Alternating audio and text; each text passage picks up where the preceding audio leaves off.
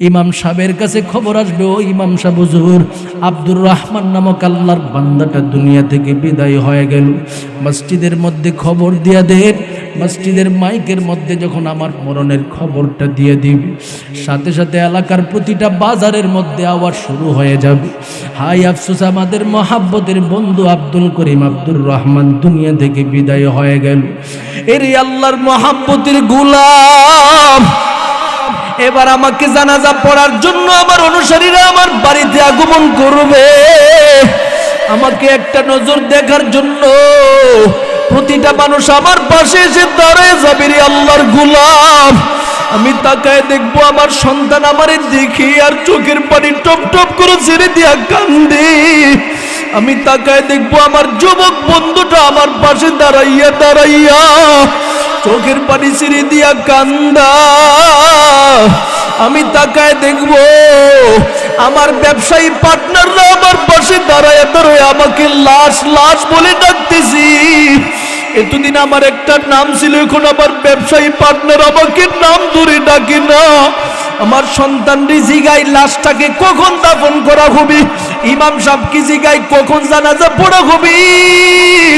আজকে আমার নাম নাই, দুনিয়াতে থাকা অবস্থায় আমার নামটা পরিবর্তন হয়ে লাশ হয়ে গেছে। ওরে বান্দা, কি নিয়ে তুমি বাহাদুরি করো? একটু কি চিন্তা করো না? এবার তোমাকে যখন কবরস্থ করার জন্য প্রস্তুত হয়ে যাবে, জানাজা পড়াইয়া সন্তান আত্মীয় স্বজন সবাই মিলে যখন কবরস্থানের মধ্যে চলে যাবে, আমি তাকায় দেখব আমার কলিজার টুকরা সন্তানটা কবরস্থানের মধ্যে নেমে পড়ল। আমি তাকায় দেখব আমার কলিজার টুকরা ভাতিজাটাও কবরস্থানের মধ্যে নেমে পড়ল। আমি তাকায় দেখবো আমার ভাগিনাটাও কবরস্থানের মধ্যে নেমে পড়ল। ও রংপুরের কলিজার টুকরা আমার নবীরা আসে, এখন সবাই দিলটাকে নরম করে ফেলবেন, ডানে বামে কেউ তাকাবেন না। একবার যদি মরণের সে হালাতের কথা স্মরণ করে একটা ফুটে চোখের পানি ছেড়ে দিয়ে কাঁদতে পারো রে গোলাম, এই একটা ফুটা চোখের পানি তোমার নাজাতের জরিয়া হয়ে যাবে রে আল্লাহর বান্দা। আর কেউ ডানে বামে তাকাবেন না। এবার আমি তাকায় দেখবো মহাব্বতের সন্তানটা কবরে নামছে, ভাতিজা নামছে, ভাগিনা নামছে। মনে মনে ধারণা করব আমার কলিজার সন্তানটা তো আমার সাথে থাকবে, আমার কলিজার ভাতিজাটা তো মনে হয় আমার সাথে থাকবে। আমি মনে মনে ধারণা করব আমার ভাগিনাটাও আমার সাথে থাকবে। অথচ হঠাৎ করে তাকায় দেখি আমাকে তারা কবরস্থ করে আমার ভাতিজাটা আমার একা একা রেখে দিয়ে চলে যায়, আমার ভাগিনাটাও রেখে দিয়ে চলে যায়। আমার সন্তান, যার জন্য আমার জীবনটাকে শেষ করে দিলাম, যার জন্য আমি এত সম্পত্তি সঞ্চয় করলাম, আজকে আমার এই কলিজার টুকরার সন্তানটা আমার কবরের মধ্যে একা একা রেখে দিয়ে চলে যায়। ওরে আল্লাহর বান্দা, আমি আমার চোখের পানি ছেড়ে দিয়ে কাঁদবো আর বলবো, ওরে সন্তান, তোর জন্য জীবন শেষ করে দিলাম। আজকে আমি বাবারে তুমি একা একা কবরস্থানের মধ্যে রেখে দিয়ে চলে যাইতেছ। শেষ পর্যন্ত সবাই মিলে আমাকে মাটি চাপা দিয়া চলে যাবে। আমি ডানে বামে তাকায় দেখবো আমার ডান দিকের মাটি, বাম দিকের মাটি, সামনেও মাটি, পিছনেও মাটি, উপরেও মাটি। আমার নবী বলেন, আল কবরু রাউযাতুম মির রিয়াজিল জান্নাহ। ওরে বান্দা, তুমি যদি পরিপূর্ণভাবে তওবা করিয়া গুনাহমুক্ত জীবন নিয়া, নামাজ যুক্ত জীবন নিয়া, রোজা যুক্ত জীবন নিয়া, ইবাদত যুক্ত জীবন, জিকির যুক্ত জীবন নিয়া আমার রবের দরবারে যেতে পারো, জীবনের শেষ সময়টা যদি আমার রবের কাছে অনুশোচনা প্রকাশ করে কবরে যেতে পারো, রহমতে আলম নবী বলেন, তোমার কবরটাকে আমার আল্লাহ জান্নাতের বাগানে রূপান্তরিত করে দিবে। ওরে বান্দা, যদি তুমি পরিপূর্ণভাবে তওবা করিয়া ইস্তিগফার পাঠ করিয়া আমার রবের কাছে না যেতে পারো, তুমি জীবনে কখনো নামাজও পড়ো নাই, কোরআন পড়ো নাই, জিকির করো নাই, আলেমদেরকে ভালোবাসো না, মাদ্রাসাকে ভালোবাসো নাই, দিন প্রতিষ্ঠার জায়গা সমূহকে তুমি ভালোবাসো নাই, তোমার ব্যক্তিগত জীবনে দিন প্রতিষ্ঠা করো নাই, তোমার ফ্যামিলিগত জীবনে দিন প্রতিষ্ঠা করো নাই, তোমার সামাজিক জীবনে দিন প্রতিষ্ঠা করো নাই, তোমার রাষ্ট্রীয় জীবনের সুযোগ আসার পরেও তুমি দিন প্রতিষ্ঠা করার জন্য চেষ্টা করো নাই। তার মানে নেতৃবৃন্দ যদি দিনদার হয়, নেককার হয়, ওনার অনুসারীরাও দিনদার হবে। আর অনুসারীরা যতক্ষণ পর্যন্ত দিনের উপরে অটল থাকবে, প্রতিটার সওয়াব নেতৃবৃন্দর আমলনামার মধ্যে যেতে থাকবে। সুবহানাল্লাহ। এই জন্য নেতারা যদি দিনদার হয়ে যায়, জাতি দিনদার হইতে বেশি দিন লাগবে না। কথা কর ঠিক কিনা? আমি আরো খুশি হয়েছি যে উনার একটা সন্তান নাকি হাফেজে কোরআন হয়ে গেছে। তার মানে উনার সন্তান যেহেতু দিনদার, বাকি অনুসারী যারা আছে তাদের সন্তানরাও দিনদার হবে। কথা কোন ঠিক কিনা? আল্লাহ কবুল করেন, সবাই বলুন আমিন। পৃথিবীতে আমরা যারা আছি সবাই দুনিয়াতে আমার রবের পক্ষ থেকে আসছি। আমাদের রব আমাদের সামনে বিভিন্ন অফার প্রদান করছে। বান্দা, তুমি যদি তোমার জীবনটাকে অমুক পদ্ধতিতে সুসজ্জিত করো, আমি রবের পক্ষ থেকে ঘোষণা প্রদান করে দিলাম, তোমাকে আমি আল্লাহ নিজে ভালোবাসার জন্য পাগল হব। সুবহানাল্লাহ বলে। যেমন আজকে আমার তেলাওয়াতকৃত আয়াত সূরা বাকরার 222 নম্বর আয়াতের শেষ অংশ বিশেষ শুরু বলেছি। এই আয়াতের মধ্যে আল্লাহ পাক আমাদেরকে দুইটা গুণের কথা বলতেছে। এই দুইটা গুণের উপরে কথা বলে আমার আলোচনার ইতি টানব। ততক্ষণ পর্যন্ত ধৈর্যের সাথে বসবেন তো ইনশাআল্লাহ? কারা কারা রাজি আছেন আমার আল্লাহকে হাত দেখায় দেন, লিল্লাহে তাকবীর। মহাব্বতের সাথে হাতটাকে একটু মুষ্টিবদ্ধ করুন সবাই, মুজাহিদিনদের মতো। দ্বীনে এলাহিয়তের যেই সমস্ত মুজাহিদিন রয়েছে তাদের মতো করে মুষ্টিবদ্ধ করে আজকে আমার রবকে দেখায় দেন, তাকবীর দেন, নারে তাকবীর। আজকের মাহফিল সফল হোক, সফল হোক। আজকের মাহফিল আল কোরআনের আলো, আল হাদিসের আলো, আল কোরআনের আলো। আল্লাহ কবুল করেন, সবাই বলুন আমিন। মোটামুটি শরীরটা একটু চাঙ্গা হয়েছে না? হ্যাঁ, নাড়াচাড়া দেওয়াতে একটু শরীরটা চাঙ্গা হয়েছে না?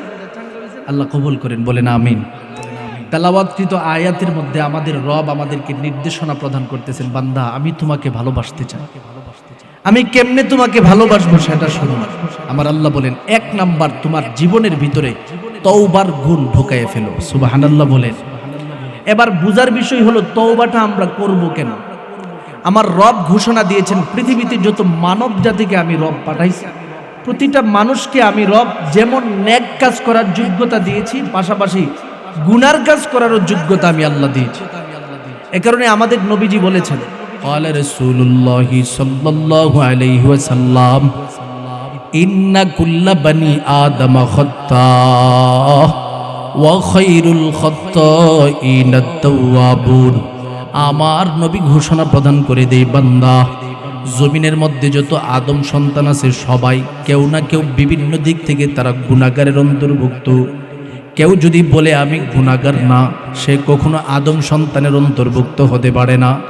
কারণ গুনাহগার না যারা, তাদেরকে ফেরেশতা বলা হয়। কথা কোন ঠিক কি না? পৃথিবীতে ফেরেশতারাই শুধু গুনাহ করে না, কিন্তু যারা গুনাহগার না নিজেকে স্বীকার করে, বুঝতে হবে সে হয়তো ফেরেশতা।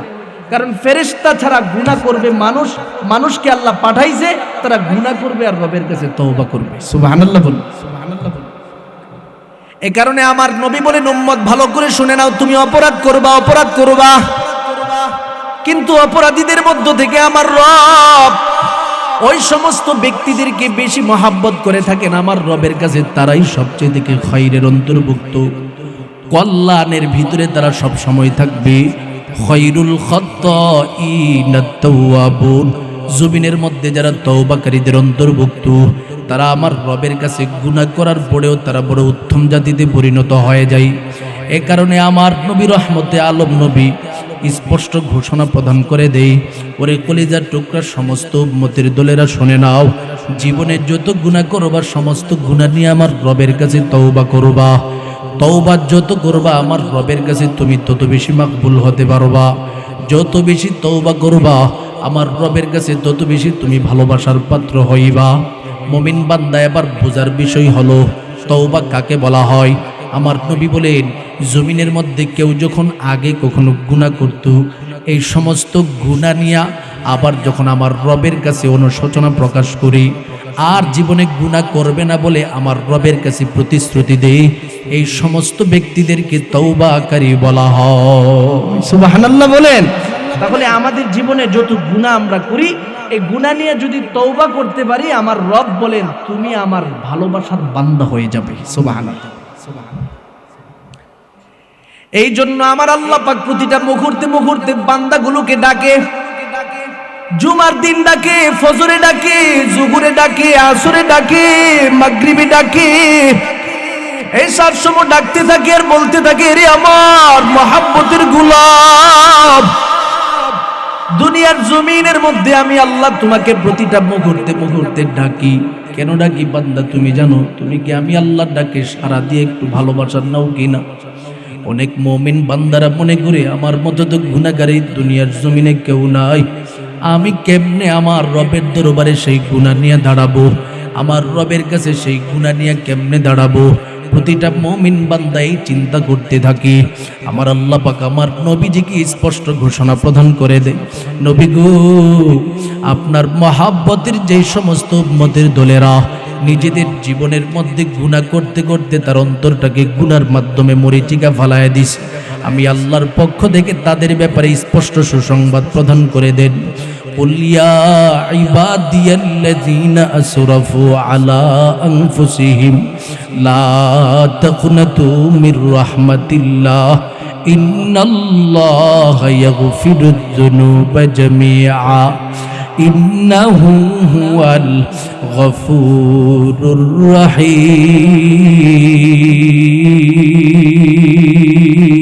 الرحيم। আমার রবের পক্ষ থেকে মুমিন বান্দাকে বলে, বান্দা এই মুহূর্তে আমি আল্লাহ তোমাকে ডাকতেছি। নবী গো, প্রতিটা মুমিন বান্দাকে বলে দিন সে আমার মহাব্বতের বান্দা হিসাবে দুনিয়াতে বসবাস করতেছে। যত গুনাহ করেছে সমস্ত গুনাহ নিয়ে যেন আমি মালিকের রহমতের ভিতরে ঢুকি, আমি মালিকের রহমত থেকে যেন বান্দা নিজেকে নৈরাশ না করি। ও আল্লাহর বান্দা, আমরা তো আমাদের রবের রহমতের ব্যাপারে মুহূর্তের জন্য ধারণা করতে পারি না আমাদের রবের রহমতটা কত বড়। আমাদের রবের রহমতের ব্যাপারে উদাহরণস্বরূপ বিভিন্ন তাফসীরের কিতাবের মধ্যে বিভিন্ন ঘটনা এসেছে। হযরত মূসা আলাইহিস সালাতু ওয়াস সালামের একটা ঘটনা যদি আপনাদের সামনে বলি, স্পষ্ট হয়ে যাবে আমার রবের পক্ষ থেকে তার রহমতের চাদরটা আমাদের জন্য কত বড় হিসাবে উপস্থাপন করেছে। একদিন পয়গম্বর মূসা নবী আমার রবের দরবারে বলে, আল্লাহ, দুনিয়ার জমিনের মধ্য থেকে আমার উম্মতের মধ্য থেকে কোন ব্যক্তিটা সবচেয়ে থেকে নিকৃষ্ট উম্মত, সবচেয়ে থেকে খারাপ উম্মত, ওই ব্যক্তির ব্যাপারে পরিচয় জানতে চাই। আমার আল্লাহ ঘোষণা প্রদান করে দে, এরে মূসা এই মুহূর্তে শুনে নাও, তোমার উম্মতের মধ্য থেকে যেই ব্যক্তিটা নিকৃষ্ট আছে ওই ব্যক্তির পরিচয় যদি তুমি জানতে চাও, অমুক একটা জঙ্গলের সামনে দাঁড়ায় যাইবা, জঙ্গলের গেট দিয়া যেই মানুষটা সবার আগে প্রবেশ করবি ওই ব্যক্তিটা তোমার উম্মতের মধ্য থেকে নিকৃষ্ট উম্মত। কথাটা শোনার সাথে সাথে মূসা নবী পাগলের মতো জঙ্গলের গেটের সম্মুখে অপেক্ষার প্রহর গন্ধিস। হঠাৎ করে তাকায় তাকায় দেখতেছে একজন আল্লাহর বান্দা সুবহে সাদিকের পরে জঙ্গলের ভিতরে ঢুকতেছে। হঠাৎ করে আল্লাহর মহাব্বতের বান্দাটার দিকে তাকায় দেখি, হ্যাঁ, এটাই তো আল্লাহ পাকের পক্ষ থেকে গুনাহগার হিসাবে নির্দেশনা প্রদান করা হয়েছে। চিহ্নিত হয়ে গেছেন মূসা নবী আবার নির্ধারিত জায়গায় যায় আবার সিজদায় পড়ে আমার রবের দরবারে বলে, ওগো দয়ার আল্লাহ, আমার উম্মতের মধ্য থেকে আবার নেককার উম্মতের পরিচয় আপনার কাছে জানতে চাই। আমার আল্লাহ আবার মূসা নবীকে ডেকে ডেকে বলে, রে মূসা, তাহলে শুনে নাও, যেই জঙ্গলের গেটের সম্মুখে দাঁড়াইয়া গুনাহগার উম্মতের পরিচয় তুমি চিনছো, এই গেটের সম্মুখে তুমি দাঁড়াইলে সন্ধ্যা ঘনিয়ে আসার সাথে সাথে নেককার উম্মতকে তুমি চিনবা। মূসা নবী কথাটা শোনার সাথে সাথে সেই জঙ্গলের গেটের সামনে দাঁড়ায় গেল। ওরে আল্লাহর বান্দা, মূসা নবী জঙ্গলের গেটের সম্মুখে যাওয়ার সাথে সাথে গিয়া দেখি যেই ব্যক্তিটা জঙ্গল থেকে বের হইতেছে ওই ব্যক্তিটা সেই ব্যক্তি যিনি নিকৃষ্ট অবস্থায় জঙ্গলের ভিতরে ঢুকছে। সুবহানাল্লাহ। মুসা নবী বড় আশ্চর্যান্বিত হয়ে গেল, আল্লাহ কোন খেলার মধ্যে আপনি আমাকে ফালাইয়া দিয়েছেন? ও মালিক, কোন নিদর্শনের মধ্যে আজকে আপনি আমাকে ফালাইয়া দিয়েছেন রে মালিক? এই মুহূর্তে আপনার কাছে জানতে চাই, নেককার উম্মতের পরিচয় জানলাম, বদকার উম্মতের পরিচয় জানলাম, অথচ বদকারকে সন্ধ্যা গণে আসার সাথে সাথে তাকে নেককার হিসেবে ঘোষণা করা হলো। এই ব্যক্তিটা এমন কি কাজ করছে? আমার সম্মুখে ওই ব্যক্তির ব্যাপারে একটু পরিচয় উপস্থাপন করে দেন। কথাটা শোনার সাথে সাথে আমার আল্লাহ বলে, মুসা রে, তাহলে এই মুহূর্তে ভালো করে শুনে নাও, আমার এই মহাব্বতের সেই বান্দাটাকে সন্ধ্যা ঘনিয়ে আসার সাথে সাথে নেককারী হিসেবে ঘোষণা প্রদান করলাম। কেন ঘোষণা দিলাম সেটা কি জানো? আমার বান্দা যখন জঙ্গলের ভিতরে ঢুকে গেল, আমার মহাব্বতের বান্দাটাকে তার ছোট একটা সন্তান জিজ্ঞাসা করতেছে, বাবা গো, এত বড় জঙ্গল, এই জঙ্গলের চেয়ে থেকে কি পৃথিবীতে আর কিছু আছে? বাবা বলে, অবশ্যই আছি। কি আছে গো বাবা? এবার বাবার সন্তানের দিকে তাকায় বলি, জঙ্গলের চেয়ে থেকে আমার মালিকের দুনিয়ার জমিনটা বড়। দুনিয়ার জমিন থেকে বড় কি আছে? এবার বাবা বলে, দুনিয়া থেকে আসমানটা বড়। আসমান থেকে কি বড় হতে পারে? এবার বাবা বলে, আসমানের চেয়ে থেকে আমার মালিকের আরশটা বড়। আমার মালিকের আরশের চেয়ে থেকে বড় কি হতে পারে? এবার সন্তানের দিকে তাকায় বাবার চোখের পানিগুলো টপ টপ করে ছেড়ে দেয়, কান্না ভরা কণ্ঠ নিয়ে বলে, সন্তান, এই মুহূর্তে যেই প্রশ্ন তুমি আমার সম্মুখে উপস্থাপন করে দিস, আমি এই মুহূর্তে তোমার সামনে জবাব দেওয়ার মতো কোনো জবাব নাই। সন্তান বলে, তেরে বাবা, কেন জবাব দেওয়ার মতো কোনো জবাব নাই? এবার বাবা ডেকে ডেকে বলে, সন্তান, এই মুহূর্তে শুনে নাও, আমি বাবার সামনে এই মুহূর্তে জগতের সবচেয়ে থেকে বড় যে জিনিসটা আছে সেটা হলো তোমার বাবার জীবনের গুনাহ। আমার মালিকের জমিনের চেয়ে থেকে তোমার বাবার গুনাহ বেশি।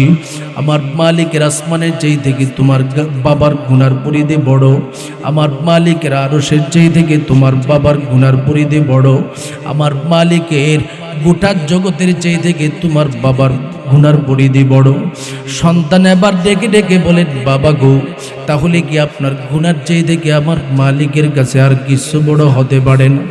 বাবা এবার চোখের পানিগুলো টপ টপ করে ছেড়ে দিয়া ডেকে ডেকে বলেন, সন্তান রে, তোমার কলিজার টুকরা বাবা জানের গুনার চেয়ে থেকে এই জগতের মধ্যে আমার মালিকের একটা জিনিস আছে বড়, সেটার নাম হলো রহমতের চাদর।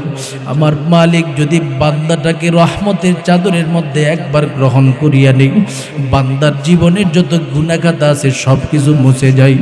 ওরে মূসা, যে উম্মতটাকে আমি রবের পক্ষ থেকে সকালবেলা গুনাহগার গুনাহগার বলে ডাক মারলাম, সেই মহাব্বতের উম্মত যখন আমি রবের সামনে আমি রবের রহমতের চাদরটাকে তার গুনার তুলনায় বড় বড় বলে ঘোষণা প্রদান করে দিল, আমি আল্লাহ পাক আমার এই মহাব্বতের বান্দার উপরে বড় মায়া জাগ্রত হয়ে গেল। মুসা রে, যার কারণে আমার কলিজার টুকরা গুনাহগার বান্দাটাকে সকালবেলা যদিও সে গুনাহগার ছিল, সন্ধ্যা ঘনিয়ে আসার সাথে সাথে তাকে নেককার হিসাবে কবুল করে নিলাম। জবানটা খুলে বলুন সুবহানাল্লাহ। পিছনের বাইরে জুড়ে আওয়াজ দিয়া বলুন আল্লাহু আকবার। আওয়াজ হয় নাই, মানুষ অনুযায়ী আওয়াজটা একটু বড় হতে হবে। আমার রবের নামের আওয়াজ যত বড় হবে, আমার রব আপনার সম্মান তত বড়টা দিবে। সুবহানাল্লাহ বলেন। জবানটা খুলে আরো জুড়ে আওয়াজ দিয়া বলুন আল্লাহু আকবার। আমার নবী ঘোষণা প্রদান করে দে, ওরে দুনিয়ার সমস্ত উম্মতের দলেরা, আমার রবের পক্ষ থেকে তোমাদের সম্মুখে স্পষ্ট ঘোষণা দিয়ে দিছি, কুল ইয়া ইবাদিয়াল্লাযীনা আসরাফু আলা আনফুসিহিম লা তাকনাতু মির রাহমাতিল্লাহ। বান্দা জীবনে যত গুনাহ করছো, গুনাহ নিয়া নিজেকে নৈরাশ করবা না, আমি রবের কাছে এই মুহূর্তে মাফ চাও। ও বান্দা, জীবনে তুমি জিনা করছো, আমি রবের কাছে তুমি মাফ চাও। ও বান্দা, তুমি জীবনে অনেক নামাজ ছাইরা দিছো, আজ থেকে আমি রবের কাছে তুমি মাফ চাও, ক্ষমা চাও। আমি আল্লাহ পাক তোমার জন্য ক্ষমার দরওয়াজা খুলে রেখেছি। ওরে আল্লাহর বান্দাদের দলেরা, আজকে তওবার গুরুত্ব আমরা বুঝি না বলি প্রতিটা মুহূর্তে মুহূর্তে তওবা থেকে নিজেকে দূরে রাখলাম, ইস্তেগফার থেকে দূরে রাখলাম। অথচ আমার নবী রহমতে আলম নবী ঘোষণা প্রদান করে দেয়, ইয়া আইয়ুহান নাস ইস্তাগফিরু রাব্বাকুম ওয়া তুবু ইলাইহি ফাইন্নী আতুবু ইলাল্লাহ, ফাইন্নী আতুবু ইলাল্লাহ। আমি নবী ঘোষণা প্রদান করে দিলাম, জমিনের মধ্যে তোমরা যে সমস্ত মানুষেরা রয়েছো আমার রবের কাছে বেশি বেশি তওবা করে ইস্তেগফার পড়ো, কারণ আমি নবীজি আস্তাগফিরুল্লাহ ওয়া আতুবু ইলাইহি ফিল ইয়াউমি মিয়াতা মাররা, আমি নবীজি প্রতিদিন কমপক্ষে আমার রবের দরবারে 100 বার তওবা করে থাকি, 100 বার ইস্তেগফার পড়ে থাকি। তাহলে বুঝার বিষয় হলো রহমতে আলম নবীজি প্রতিদিন কমপক্ষে 100 বার ইস্তেগফার পড়তেন, কমপক্ষে 100 বার তওবা করতেন। আমাদের মতো গুনাহগার উম্মতের জন্য কি পরিমাণে তওবা করা প্রয়োজন, কথা কোন ঠিক কিনা? অথচ আমাদের নবীর কোনো গুনাহ ছিল? সবাই বলে না গুনাহ ছিল? আমার নবী ছিলেন মাসুম, আমার নবীর কোনো গুনাহ নাই। এরপরে আমার নবী যে আমাদের মতো তালিম দেওয়ার জন্য, মুমিন বান্দাদেরকে শিক্ষা দেওয়ার জন্য প্রতিটা মুহূর্তে মুহূর্তে তওবা করেছেন, ইস্তেগফার পড়েছেন, রবের কাছে জীবনের গুনাহ নিয়ে অনুশোচনা প্রকাশ করেছেন। ও আল্লাহর বান্দা, এই কারণে আজকের ওয়াজ মাহফিলের মধ্যে আগমন করছেন। আজকে অন্তত পক্ষে একটু নিয়ত করে যাবেন, জীবনে তো আমার রবের দরবারে অনেক অপরাধ করেছেন, অনেক গুনাহ করেছেন, অন্তত পক্ষে জবানটাকে খুলিয়া আমার রবের কাছে ইস্তেগফারের সবক নিয়ে যাবেন, তওবার সবক নিয়ে যাবেন, গুনাহ খাতা মাফ করার সবক নিয়ে যাবেন।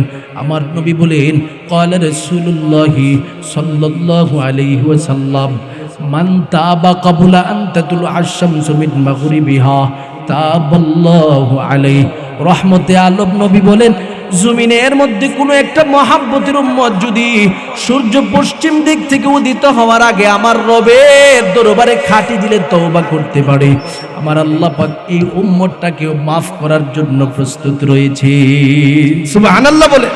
তাহলে আপনারা একটু আমার সাথে জবান খুলে বলবেন, আমার রবের সূর্যকে জীবনে কখনো পশ্চিম দিক থেকে উদিত হতে আপনারা কেউ দেখছেন নাকি সংবাদ মাধ্যমে খবর পাইছেন? অথচ আমার নবীজি হাদিস শরীফে বলতেছেন, পশ্চিম দিক থেকে সূর্য উদিত হওয়ার আগ পর্যন্ত মুমিন বান্দাকে তওবার সুযোগ আছে। তার মানে বোঝা গেল পশ্চিম দিক থেকে কোনো একদিন সূর্য উদিত হবে, কথা কোন ঠিক কিনা? কখন উদিত হবে? আল্লাহর নবী বলেন, কিয়ামত যখন সংগঠিত হয়ে যাবে সেই সময়ের বড় একটা আলামত হলো সূর্য পশ্চিম দিক থেকে উদিত হয়ে মানব জাতিদেরকে দেখায় দিবে। শোনো, আমার নবীজি তোমাদের সামনে ঘোষণা দিয়েছেন, এই যে সূর্যটা পশ্চিম দিক থেকে উদিত হবে, তার কয়েক 40 বছর হোক অথবা 40 দিন হোক, এর মধ্যে আমাদের রবের পক্ষ থেকে তোমাদের সামনে কিয়ামত সংগঠিত হবে। সুতরাং আর তোমাদেরকে গুনার জন্য অনুশোচনা করার সুযোগ দেওয়া যাবে না।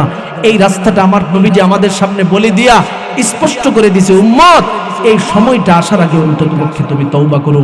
এবার অনেকে বলবেন যে হুজুর, তাহলে তো সূর্য পশ্চিম দিক থেকে কখন উদিত হবে, কিয়ামত কখন আসবে, এটা তো পরের বিষয়। আমরা তো এর আগে কত গুনাহ করতেছি, আমাদের মধ্যে থেকে তো অনেক মানুষ মরে যায়, এই ব্যক্তিদের ব্যাপারে কি কথা? আমার নবী বলেন, হ্যাঁ, যেই মানুষটা দুনিয়া থেকে বিদায় হয়ে যায়, ওই ব্যক্তির বিদায়ের ঘন্টা বেজে যায় মানেই হলো তার জন্য একটা কিয়ামত, কথা কোন ঠিক কিনা? আপনি মরে যাবেন মানে আপনার জন্য এটা কিয়ামত। এ কারণে আল্লাহর নবী বলেন, আল্লাহ পাক জমিনের মধ্যে ওই সমস্ত ব্যক্তিদের তওবা কবুল করে যারা সাকরাতের আগে অর্থাৎ সুস্থ সবল অবস্থায় আল্লাহর কাছে তওবা করতে পারে। আর যেই ব্যক্তিটা খাঁটি দিলে আমার রবের কাছে মৃত্যুর মুহূর্তের মধ্যে তওবা করে, তার তওবা আমার রবের কাছে কবুল হয় না, কারণ সে সাকরাতের হালাতের মধ্যে আছে, মালাকুল মউতের সামনে সে দাঁড়ায় গেছে। এখন যদি চিৎকার মারে কোনো ফায়দা হবে না। যেমন মালাকুল মউতের সামনে যখন ফেরাউন দাঁড়ায় গিয়েছিল, ফেরাউন বলছিল, মালাকুল মউত আমাকে সুযোগ দাও, আমি এই মুহূর্তে মুসার উপরে ঈমান আনবো। জিবরাইল আমিন বলে, তোর আর সুযোগ দেওয়া যাবে না। মালাকুল মউত সাথে সাথে তার জান কবজ করেছে। জিবরাইল আমিন মুখের মধ্যে কাদা ঢুকাইয়া দিছি। ওরে আল্লাহর বান্দারা, এভাবে মৃত্যুর শয্যার মধ্যে কেউ যদি তওবা করতে চায়, তওবা কবুল হয় না। তবে আপনি সুস্থ সবল অবস্থায় যদি আমার রবের কাছে তওবা করেন মরণের আগে, সেটা আমার রবের কাছে নিশ্চিত কবুল হবে। এখন অনেকে বলবেন, হুজুর তাহলে মরণের আগে সুস্থ সবল অবস্থায় তওবা করব। এই সমস্ত মানুষদের কাছে আমার পক্ষ থেকে প্রশ্ন, মরণ কখন, কোথায়, কোন জায়গায় আপনার সামনে আগমন করবে, এই খবর আপনাকে কেউ জানার সুযোগ দিছেনি? কথা কোন ঠিক নেই? দিছে আমাকে জানার সুযোগ। মরণ কখন হবে জানার সুযোগ আছে? আমার আল্লাহ পাক এই বিষয় স্পষ্ট করে দেয়, ইন্নাল্লাহা ইনদাহু ইলমুস সাআহ ওয়া ইউনাজ্জিলুল গায়স ওয়া ইয়ালামু মা ফিল আরহাম ওয়া মা তাদরি নাফসুম মাযা তাকসিবু গাদা ওয়া মা তাদরি নাফসুম বিআইয়ি আরদিন তামুত। আমার আল্লাহ বলে, বান্দা, জমিনের মধ্যে কখন তোমার সামনে কিয়ামত সংঘটিত হবে সেই খবর তোমাকে দেওয়া হয় নাই। বৃষ্টি কখন কোন জায়গা থেকে আগমন করবে সেই খবরও কারো কাছে আমি আল্লাহ দেই নাই। মায়ের পেটে ছেলে সন্তান আছে নাকি মেয়ে সন্তান আছে, পরিপূর্ণ হওয়ার আগ পর্যন্ত পৃথিবীর কাউরে খবর দেই নাই।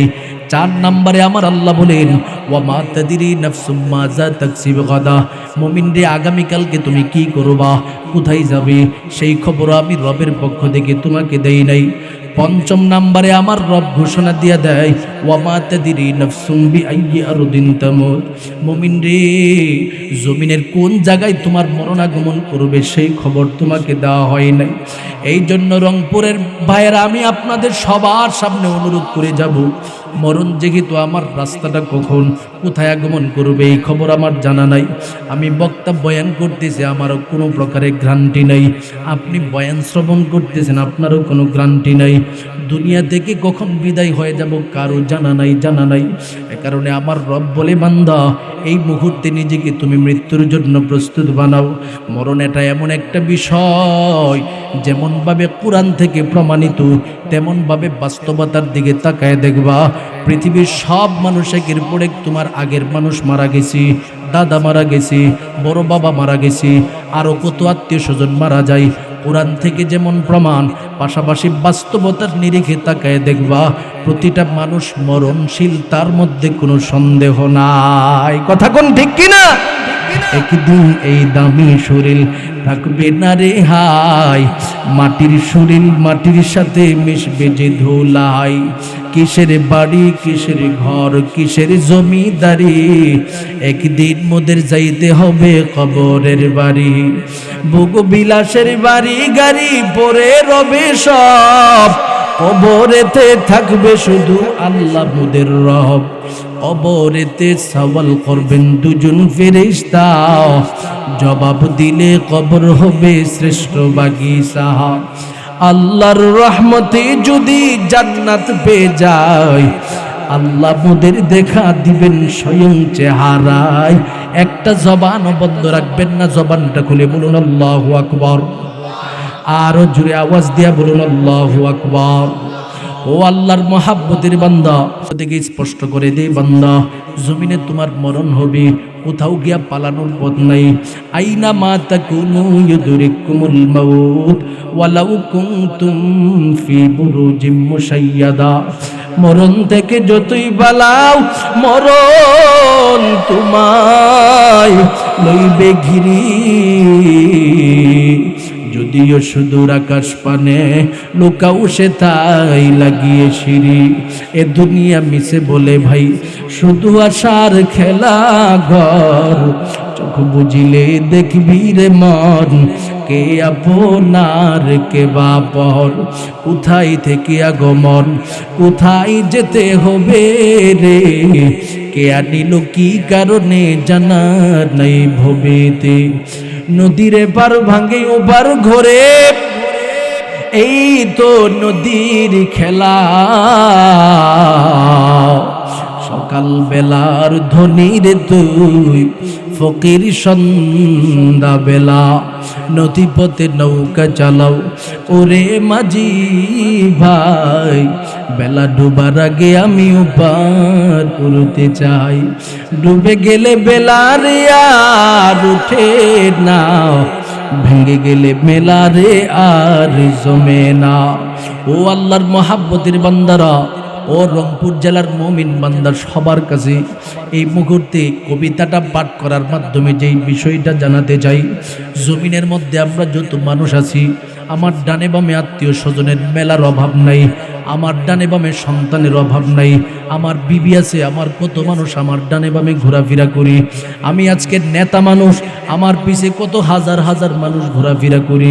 আমি আজকে মুহাদ্দিস মুফাসসির হয়ে গেলাম, আমার পিছনে কত শত শত মাদ্রাসার ছাত্ররা ঘোরাফেরা করি, কত খাদেম খোদ্দামরা ঘোরাফেরা করি। আমি একজন বড় ব্যবসায়ী, আমার পিছনে কত শত শত মানুষ ঘোরাফেরা করি আমার কাছ থেকে ফায়দা নেওয়ার জন্য। অথচ আমার আল্লাহ বলে, ও ব্যবসায়ী, ও চাকরিজীবী, ও রাজনীতিবিদ, ভালো করে শুনে নাও, তোমার যখন চক্ষুটা বন্ধ হয়ে যাবে, আজকে থেকে তোমার জন্য কেউ প্রস্তুত না, তোমার পিছনে ঘোরার জন্য কেউ প্রস্তুত না। সবাই আবার প্রস্তুত হবে তোমাকে মাটি চাপা দেওয়ার জন্য। ইমাম সাহেবের কাছে খবর আসবে, ও ইমাম সাহেব হুজুর, আব্দুর রহমান নামক আল্লাহর বান্দাটা দুনিয়া থেকে বিদায় হয়ে গেল। মসজিদের মধ্যে খবর দিয়া দেন, মসজিদের মাইকের মধ্যে যখন আমার মরণের খবরটা দিয়ে দিবি, সাথে সাথে এলাকার প্রতিটা বাজারের মধ্যে আওয়াজ শুরু হয়ে যাবে, হাই আফসোস, আমাদের মহাব্বতের বন্ধু আব্দুল করিম আব্দুর রহমান দুনিয়া থেকে বিদায় হয়ে গেল। এর আল্লাহর মহাব্বতের গোলাম, এবার আমাকে জানাজা পড়ার জন্য আমার অনুসারীরা আমার বাড়িতে আগমন করবে, আমাকে একটা নজর দেখার জন্য প্রতিটা মানুষ আমার পাশে এসে দাঁড়ায় যাবে। রে আল্লাহর গোলাম, আমি তাকায় দেখবো আমার সন্তান আমারে দেখি আর চোখের পানি টপ টপ করে ছেড়ে দিয়া কান্দে। আমি তাকায় দেখবো আমার যুবক বন্ধুটা আমার পাশে দাঁড়াইয়া দাঁড়াইয়া চোখের পানি ছেড়ে দিয়া কান্দা। আমি তাকায় দেখবো আমার ব্যবসায়ী পার্টনাররা আমার পাশে দাঁড়ায় দাঁড়ায় আমাকে লাশ লাশ বলে ডাকতেছি।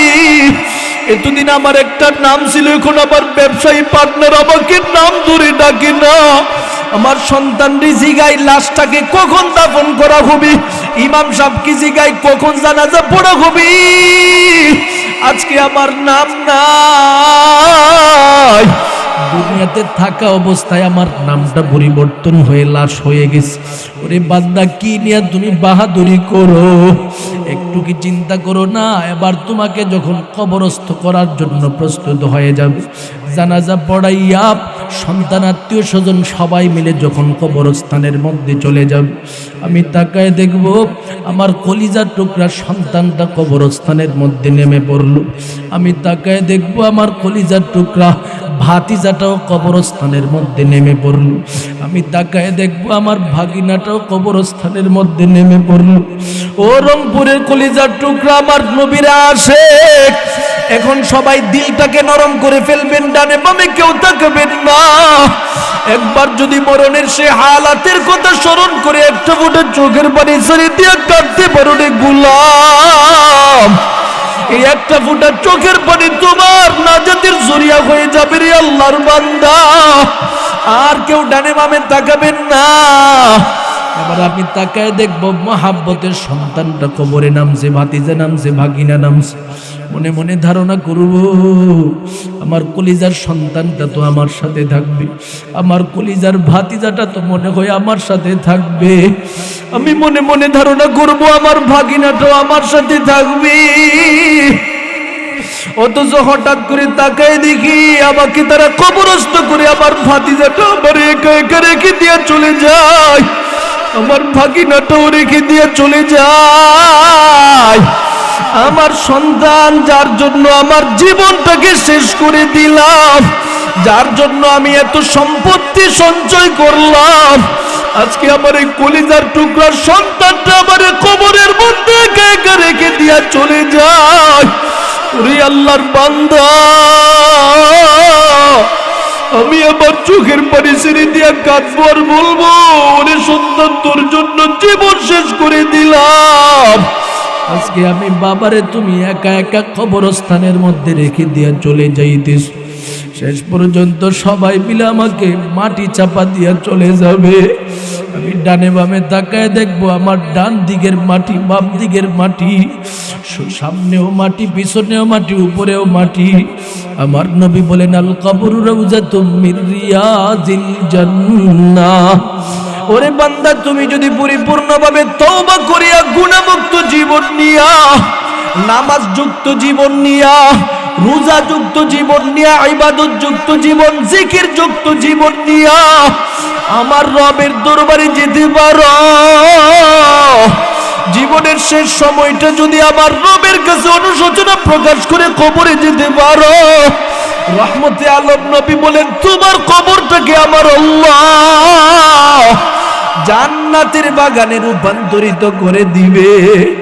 ওরে বান্দা, যদি তুমি পরিপূর্ণভাবে তওবা করিয়া ইস্তিগফার পাঠ করিয়া আমার রবের কাছে না যেতে পারো, তুমি জীবনে কখনো নামাজও পড়ো নাই, কোরআন পড়ো নাই, জিকির করো নাই, আলেমদেরকে ভালোবাসো নাই, মাদ্রাসাকে ভালোবাসো নাই, দিন প্রতিষ্ঠার জায়গা সমূহকে তুমি ভালোবাসো নাই, তোমার ব্যক্তিগত জীবনে দিন প্রতিষ্ঠা করো নাই, তোমার ফ্যামিলিগত জীবনে দিন প্রতিষ্ঠা করো নাই, তোমার সামাজিক জীবনে দিন প্রতিষ্ঠা করো নাই, তোমার রাষ্ট্রীয় জীবনের সুযোগ আসার পরেও তুমি দিন প্রতিষ্ঠা করার জন্য চেষ্টা করো নাই। আমার আল্লাহ বলবে, ও ফেরেশতারা, আমার এই বান্দাটাকে একটু জিগাও, সে দুনিয়াতে কিভাবে জীবন চালাইছে। ফেরেশতারা প্রশ্ন করবে, কোন প্রভুর আইন বাস্তবায়নের জন্য জীবন চালাইছো? জবাবে বলবে, ব্যক্তিটা বলবে লা আদরি, আমি কিছু জানি না। আবার জিগাইবে, তুমি কোন ধর্ম অনুসরণ করে আসছো? বলবে লা আদরি, আমি বলতে জানি না। কারণ বান্দাটা তো তওবা করে যেতে পারে নাই, বান্দাটা তো রবের দ্বীনের উপরে অটল থেকে যেতে পারে নাই। এবার জিজ্ঞাসা করবে, তুমি কোন নবীর অনুসরণ করে কবরবাসী হয়েছো? জবাব নাই, বলবে লা আদরি। আমার আল্লাহ বলবে, গুনাহগার নাফরমানকে শাস্তি দেওয়া শুরু করে দাও। আমার নবী বলেন, ও হুফরাতুম মিন হুফারিন নার। গুনাহগার নাফরমান বান্দাটা তাকে দেখবে, তার ডান দিকের মাটি অনেক দূরে সরে গেছে রে গোলাম, বাম দিকের মাটি অনেক দূরে সরে গেল। সাথে সাথে সেই মাটিটা দূর থেকে আসে এমন জোরে একটা চাপ মারবে গো, এক একটা চাপের কারণে নাফরমান বান্দার ডান পাঁজরের হাড্ডি বাম পাঁজরের ভিতরে ঢুকে যাবে। আমার নবী বলেন, গুনাহগার বান্দাটা একটা চিৎকার মারবে আর বলবে, আল্লাহ আর একটা মুহূর্তের জন্য দুনিয়াতে পাঠায়া দেখো, আর জীবনে কখনো গুনার কাজ করব না, ইবাদতের মধ্যে মগ্ন থাকবো, আলেমরা যেভাবে বলবে সেভাবে জীবন চালাবো, কখনো নবীর আদর্শের বাহিরে চলবো না, কখনো গুনাহ করব না, মানুষকে ঠকাবো না, মানুষের উপরে অত্যাচার করব না, জুলুম করব না, অন্যায় করব না, বেপরদাই চলবো না, প্রতিটা মুহূর্তে মুহূর্তে জীবন ভালো করে সাজাবো। আমার আল্লাহ বলবে, তোমার কাছে কি এই সতর্কবাণী যাই না? আলেমরা কি বলে নাই, বান্দা তুমি কবরবাসী হতে হবে? আলেমরা কি তোমাকে পর্দার ব্যাপারে স্পষ্ট ঘোষণা দেয় নাই? আলেমরা কি তোমাদেরকে বাবা মার কথা শ্রবণ করার জন্য বলে নাই? আলেমরা কি তোমাদেরকে নামাজ পড়ার জন্য বলে নাই? আলেমরা কি জিকির করার জন্য বলে নাই? আলেমরা কি দিন প্রতিষ্ঠার আন্দোলনের মধ্যে একত্রিত হওয়ার জন্য বলে নাই? তারপরেও বান্দা তুমি নিজেকে সেইভাবে সাজাও নাই। ওরে বান্দা, আর সুযোগ নাই, আর সুযোগ নাই। ওরে যুবক ভাই, একটু কি সেই কবরের চিন্তাটা অন্তরের মধ্যে রাখতে পারো না? তোমার মতো যুবক সন্তান তুমি কিভাবে নিজের জীবনটাকে সাজাইতেছ? আজকে সমাজের দিকে তাকালে দেখা যায় কত সমাজের অনেক যুবক ভাই রয়েছে, বাবা মার কথা শুনে না, মায়ের কথা শুনে না, নিজের মুরব্বীদের কথা শুনে না, এমনিতে যেভাবে মনে চাই যুবকটা তার জীবন চালাইতেছে। এমনও কিছু যুবক আছে বাবা মার কথার বাহিরে বিভিন্ন নারীদের সাথে সম্পর্ক করে, অবৈধ প্রেম করে নিজের জীবনটাকে ধ্বংস করে দিতেছে। আজকে যুবক সন্তানেরা ফেসবুকের বড় পাগল হইয়া ফেসবুকের বিভিন্ন নায়ক নায়িকাকে তাদের আদর্শের লিডার বানাইতেছে। এমনও কিছু যুবক আছে, গত কিছুদিন আগে দেখলাম সোহাগ নামক আল্লাহর একটা বান্দা, লামিসা নামক একজন আল্লাহর বান্দি, তার ইতিহাস দেখে দেখে অনেক যুবক সন্তানেরা চিন্তা করে সোহাগের সাথে লামিসার যেমন ভালোবাসা হয়েছে আমরাও তেমন ভালোবাসা করব। ও যুবক, সোহাগ লামিসা তার বাবা মার অবাধ্য হয়ে জীবন চালাইছে, তাদের অনুসরণ করলে তোমার চলবে না। শেষ পর্যন্ত যদিও বিবাহর সেই বন্ধনে আবদ্ধ তারা হয়ে থাকে, কিন্তু প্রাথমিক জীবন ছিল প্রেমের সম্পর্ক। আর প্রেমের সম্পর্কটা এটা শরীয়ত কখনো সাপোর্ট করে না। শরীয়তে ইসলামের মধ্যে স্পষ্ট ঘোষণা, সন্তান তুমি যখন বিয়ে করার জন্য কোনো একটা নারীকে পছন্দ করতে যাও, বাবা মাকে নিয়ে বসো, ফ্যামিলিগতভাবে বিবাহ বন্ধনে আবদ্ধ হও, এই বিবাহের মধ্যে তুমি শান্তি পাইবা। অথচ তুমি যদি সোহাগ লামিসার মতো জীবন যাপন করতে যাও, তাহলে তোমার জীবনে দেখবা একদিন এই স্ত্রীটা তোমার বিরোধী হয়ে যাবে, স্বামী স্ত্রীর বিরোধী হয়ে যাবে। এ কারণে আমাদের আদর্শ মানতে হবে, নবীর আদর্শ। বাবা মার কথা মানবো, নবীর আদর্শ মেনে চলবো, ইসলাম অনুযায়ী চলবো। যদি এইভাবে নিজের জীবনটাকে পরিচালনা করা যায়, আমার আল্লাহর পক্ষ থেকে ঘোষণা, তোমার কবর হবে সুন্দর বাগান। আর যদি তুমি অবাধ্য হয়ে যাও, তোমার কবর হয়ে যাবে জাহান্নামের টুকরা।